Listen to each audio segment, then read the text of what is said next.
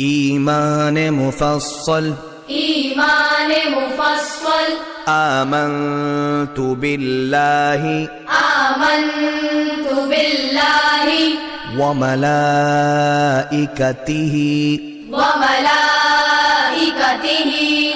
وكتبه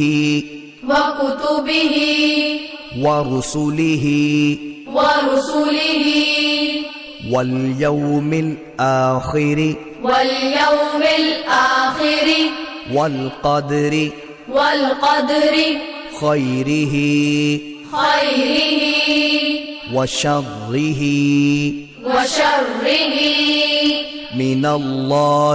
من الله تعالى والبعث بعد الموت